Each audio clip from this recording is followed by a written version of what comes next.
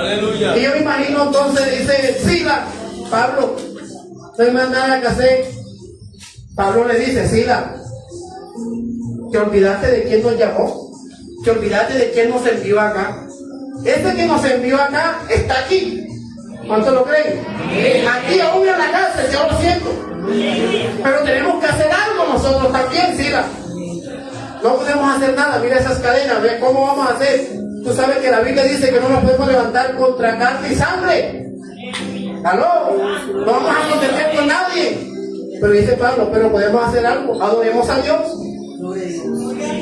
La Biblia dice que Pablo y Silas tomaron una decisión de cantarle a Dios himnos y alabanzas en medio de la cárcel a medianoche, quizás todos adoloridos, maltratados y golpeados, sangrados todavía, pero ellos dijeron: a Dios sea toda la gloria. Amén. A Dios sea toda la gloria. Y Pablo quizás comenzó a decir: Dios está aquí. ¿Cuánto creen que Él está aquí? Amén. Tan cierto como el aire.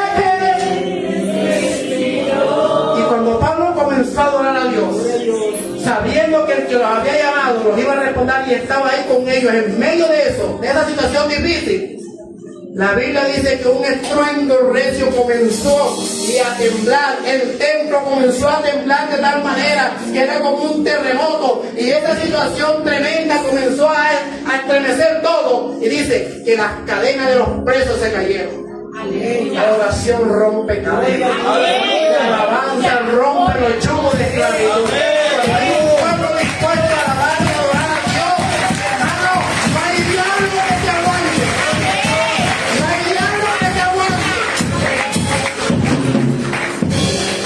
Y dice que las rejas, las celdas, las puertas de hierro se abrieron solas. Dios es libertador. Amén. Dios es libertador. Amén. Y dice la palabra del Señor que cuando este terremoto sucede así, este estruendo tremendo, este temblor, el carcelero estaba dormido, el carcelero se levanta, sale corriendo, y cuando se da de frente, hermano, las puertas estaban así como esas, abiertas de par a par. Este hombre se puso las manos a la cabeza y comenzó a decir: Dios mío, qué problema tan grande, todos los presos seguramente ya se fueron, y ahora quien va a pagar los platos rotos soy yo y mi familia. ¿Sabe? Porque si hay algo que el ejército romano y que los ejércitos tenían, era que cuando alguien estaba de guardia no se puede dormir. Por eso los guardias del templo, ¿dónde están los líderes acá? ¿Dónde están los líderes acá? Los líderes de la iglesia, los mujeres de la iglesia, no se pueden dormir. Que hay gente que se duerme en la iglesia, hermano, y la iglesia venimos a velar. Dice, velar porque lo sabe el diablo, como león rugiente, anda buscando a quien devorar. Pero este centinela, este guarda, en un momento se sintió tan seguro por la celda, por la reja, por las cadenas que tenían los presos, que dijo: yo voy a dormir a mi casa, nadie se va a escapar. Pero cuando él vio que la puerta, automáticamente dijo: ahora me toca pagar el juicio. Y el castigo más grande para uno de estos soldados que dejaba ir un preso, hermano, era que pagaba con su familia. El castigo más grande era que le ejecutaban a la familia para que le murieran por haberse dormido, por haber descuidado su labor. Santo. Y este hombre dice, ¿y sabe qué quiso hacer él? Tomar una espada, la espada, y degollarse, matarse. Intentó matarse él mismo. Pablo, cuando lo ve, le pega un clamor, un grito grande y dice: muchacho, no hagas eso. Porque hay gente, hermano, que en medio de los problemas, cuando ve que no hay salida ni solución, lo primero que corre es a quitarse la vida, y que el Señor reprenda al diablo. ¿Usted sabe cuánta juventud, cuántas personas han intentado quitarse la vida? Porque los problemas los agobian de tal manera, cuando ellos no ven salida, toman decisiones por sí mismos. Este hombre trató de tomar decisiones por salvaguardar su familia, sus hijos, a su esposa, y dijo: si yo me decapito, si yo mismo me mato, a mi familia no le van a hacer nada. Hay gente que se hace daño creyendo que con eso va a salvaguardar a su familia. Le va a quitar un problema a la familia. Déjame decirte que esa no es la solución. Esa no es la solución, amigo, hermano, que has pensado cosas raras. Esa no es la solución. La solución es Cristo. Para eso te has venido en esta noche a este lugar.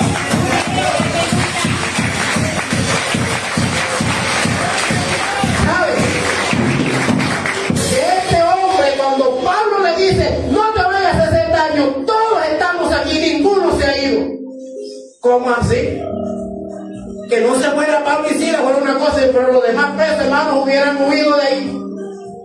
Cualquier otro preso, apenas que se abren la celda, la puerta, corren y se van, se escapan. Pero cuando la presencia de Dios llega a un lugar, toma control de todo. Escuche que cuando la presencia de Dios llega a un lugar, Dios toma control de todo. Maravilloso es Dios. Por eso si usted hoy recibe la presencia de Dios en su vida, cuando llegue a su hogar, Dios va a tomar control de su vida, de su hogar, de su familia, de su trabajo, de su empleo, de su negocio. ¿Cuánto lo creen? ¿Cuánto lo creen? Dios quiere bendecir hoy a un pueblo necesitado. Dios toma control de todo. Y Pablo le consigo pudieron haber dicho, no, ninguno se va a ir de aquí. Todos tenemos que rendir cuentas y pagar justo juicio. Y la gente dijo, es verdad. Porque cuando la autoridad de Dios llega, hermano, llega para transformar y cambiar vidas. Y esos hombres, ninguno se levantó contra Pablo ni contra Silas, ni ninguno intentó huir, sino que esperaron ahí. Cuando el carcelero escuche que Pablo dice, ninguno se ha ido, automáticamente dice, denme linterna, denme una luz, yo quiero ver si es verdad que todos están ahí. Y cuando él le da la antorcha y comienza y alumbra en la cárcel, todos estaban ahí, tranquilitos, cruzados de brazos, abrazados el uno con el otro, ¿ah? Esperando que el carcelero se diera cuenta. Cuando el carcelero se da cuenta de esto, no hace otra cosa sino que correr hacia Pablo y a Silas, y corre y se tira de rodillas a los pies de ellos y le dice, señores, ¿qué debo hacer para ser salvo? ¿Qué debo hacer para ser salvo? Hermano, usted sabe el orgullo de un soldado, la prepotencia y altivez que a veces hay en estas personas y que a veces no doblegan. La presencia de Dios los hace doblegar. La presencia de Dios los hace rendir. Él se humilló no a Pablo, no a Silas, se humilló a la presencia de Dios. Porque supo que estos hombres eran hombres de Dios. Y dice la palabra de Dios que lo que le dice Pablo y Silas simplemente es, mijo, una sola cosa tienes que hacer. Cree en el Señor Jesucristo y serás salvo tú y tu casa. Tú que estás aquí en esta noche, hay una sola cosa en la que tú puedes ayudar a tu familia, ayudarte a ti mismo, es creer en Jesús como el Salvador de tu vida. No hay más solución para el hombre. Es Jesús. Cree en el Señor Jesucristo y serás salvo tú y tu casa. Es ahí donde Dios le dice a él, yo he venido a buscarte a ti también. Ahora Pablo y Silas entendieron que los azotes eran necesarios y que valieron la pena. Que los azotes valieron la pena. Gloria al nombre del Señor. ¿Y saben qué hace este varón? Señores, ¿qué debo hacer para ser salvo? Ellos dijeron, verso 31, cree en el Señor Jesucristo y serás salvo tú y tu casa. No solamente tú, sino también tu casa. ¿Cuántos amamos de su casa? ¿Cuántos vinieron aquí en esta noche creyendo que Dios puede hacer algo en su vida? Pero que también quieren que hagan algo por los que están ahí en la casa, por aquellos que están lejos de su presencia, aquel hijo que un día se fue, aquella esposa que un día dejó el hogar, el esposo que un día te abandonó, quizás tus hijos quedaron solos, pero Dios también puede salvarlos. Dios puede transformar esa familia completamente, porque no hay nada imposible para Dios. La Biblia dice, y le hablaron la palabra del Señor a él y a todos los que estaban en su casa. Y él, tomándolos en aquella misma hora de la noche, hermano, misma hora de la noche, ¿qué hizo? ¿Les lavó qué? ¿Cuáles heridas? Sí, ¿cuáles heridas? La de Pablo y Silas, que no hacía mucho habían recibido, ¿verdad? Por haber hecho esa obra. Y usted sabe quiénes fueron los que le pegaron los azotes. Los soldados. Y es posible y seguro que entre esos estaba él. A nombre de Cristo. ¿Me puedo bajar? Te pido permiso. Esos azotes es posible que hasta él mismo se los causó, le causó las heridas. Pero ahora, viendo el poder de Dios en su vida, viendo la obra de Dios manifiesta a través de estos hombres que no estaban haciendo nada malo, él rendido a ellos, les dice qué debe hacer. Ellos le aconsejan. Ellos ni siquiera le dicen, acuérdate que un día, aunque ahorita no hace mucho, nos castigaste y nos dañaste. No hay odio, no hay rencor en el Hijo de Dios. Por Dios de Dios se fueron acá. No hay odio, no hay rencor en el Hijo de Dios. El Hijo de Dios expresa amor. Lo demuestra, no importa el daño que te hagan. Y la Biblia dice que este hombre, viendo a estos seres heridos, los llevó a su casa. Y los llevó para que le hablara la palabra a su esposa y a sus hijos también. Porque esto que él había escuchado, esto que él había recibido ahora, quería que su familia también lo recibiera. Yo no sé si usted me está entendiendo. Él quería que su esposa y sus hijos también fueran diferentes ahora, que conocieran al Dios vivo. Y hizo algo, lo llevó a su casa y allá cogió con sus propias toallas, con sus propios paños y el agua de él a lavarle y limpiarle las heridas que le había causado en un momento. ¿Sabe qué indica esto, mi amado hermano y amigo que te encuentras aquí?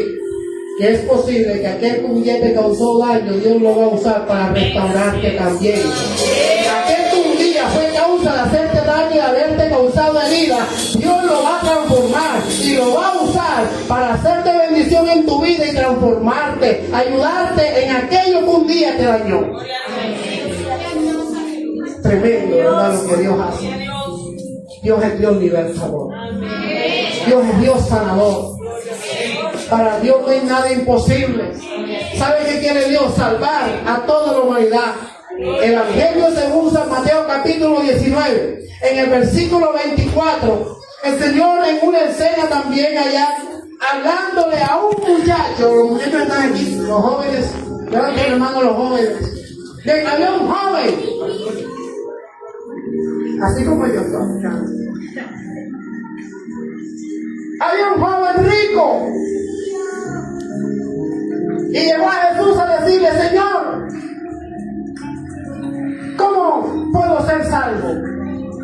¿Qué es necesario hacer? Él le dice: los mandamientos, ¿sabes? ¿Los conoces? Toditos me los sé. ¿Cuántos saben los mandamientos acá? Los jóvenes, a ver, ¿me saben los mandamientos? ¿Ah? Gloria a Dios. Jesús comenzó a hablarle y comenzó a decirle: los mandamientos, ¿saben? Amarás a Dios sobre todas las cosas, honra a padre y a madre, ¿ah? Ama al prójimo como a ti mismo, no vayas a soltar, no robes. Esto dice, no, cálmate, todo eso yo lo he guardado desde mi juventud. Todo eso lo he guardado desde mi juventud. O sea, ¿sabe que este joven creía que él era perfecto? Si era por eso, ya él era salvo. Jesús le dice: joven, eso piensas tú, pero yo te conozco. Y una cosa te falta. Yo sé que eres bueno con tu papá, eres bueno con la gente de todo, pero te falta una cosa. Anda, vete todo lo que tiene y dalo a los pobres. ¿Qué? Le tocó la llaga, hermano, la herida, lo que más le dolía. Y enseguida se enojó con el Señor. Porque Dios sabe todas las cosas. Nosotros, por mucho que queramos hacer las cosas correctamente, solos, humanamente, no lo vamos a alcanzar a lograr. Porque sin Cristo nada podemos hacer. Sin Dios nada podemos hacer. Apartados de Dios mucho menos podemos hacer nada. Eso es lo que la Biblia nos muestra. Entonces Jesús en el versículo 24 le dice, ya estando los discípulos, dice: porque más fácil es que entre un camello por el ojo de una aguja que un rico entre al reino de los cielos. Y los discípulos mismos comenzaron: ¿y esto qué es? Los discípulos que seguían a Jesús se asombraron y dijeron: ¿y entonces, Señor, quién podrá ser salvo? El Señor le dice: lo que es imposible para el hombre es posible para Dios. ¡Aleluya! Quiero que sepas esto. Hay cosas que tú no has podido solucionar en tu vida. Hay cosas que estás luchando con ellas hace mucho tiempo y crees que ya todo termina ahí. Dios te está diciendo que lo que ha sido imposible para ti es posible para Él. Si le das la oportunidad a Dios de que te ayude, de que intervenga, Dios podrá hacer una obra grande en tu vida. Pero es necesario que hoy tu corazón se rinda ante Él. Si quieres solucionar el problema realmente, Cristo está aquí para ayudarte y bendecirte. Pero es necesario que tú abras tu corazón a Cristo. ¿Quién podrá ser salvo entonces? Si un camello pasara por el ojo de una aguja, ¿eso es qué? ¿Cómo? Imposible para nosotros, para Dios no. Pero ¿a qué aguja se estaba refiriendo, verdad? Voy a terminar con esto. Lo que pasa es que en Israel, en las grandes ciudades, había las puertas principales como estas, grandes. Y esas puertas tenían un horario específico de cerrar, 4 o 5 de la tarde. Y los mercaderes, los comerciantes o los labradores que llegaban tarde después de esa hora, había una puertecita dentro de una puerta alterna muy pequeña. Era una puerta muy pequeñita que las personas para entrar tenían que pasar agachadas. Y ahora ellos tenían que hacer entrar al camello por ahí. ¿Y qué tenían que hacer? Descargar al camello, quitarle todas las cargas. El camello se agachaba, se arrodillaba, se tiraba al suelo. Ahora a ellos les tocaba ayudar al camello, empujándole, haciéndole fuerza para poder entrar. Por eso dice: más fácil es que entre un camello por el ojo de una aguja. Esa pequeña puerta se llamaba una aguja. No está hablando de una aguja de coser. En la figura literaria esa era la aguja. Una puerta muy pequeña en las entradas de la ciudad. Después de la hora establecida nos cerraba la puerta principal. Ahora a ellos les tocaba. ¿Por qué? Porque era más difícil, pero tenían que hacerlo entrar. Hoy Dios quiere que usted y yo también entremos, así sea por la aguja, pero que entremos a la era de la salvación, a la etapa de la nueva vida por el Señor. ¿Qué quiere Dios? Que sea salvo usted y su casa. Porque lo que es imposible para mí es posible para ti. Es posible para Dios. Dice la palabra que entonces, llevando a su casa, después de haber escuchado la palabra, se bautizó él y toda su familia. Se bautizó él y toda su familia. ¿Cuánto tiempo le bastó para creer verdaderamente que necesitaba aceptar a Dios, convertirse de verdad, recibir el bautismo para ser un hijo de Dios y servirle? Unos instantes. Porque Dios busca corazones dispuestos. Amén. Por eso le dice que el Padre a tales adoradores busca que le adoren en espíritu y en verdad. Hoy Dios te ha dado un corazón adorador. Yo sé que tiene un corazón adorador que adora a Dios. Y Dios te está llamando en esta preciosa noche. Yo quiero que te coloques en pie. Yo quiero que te levantes ahí donde estás y te coloques en pie.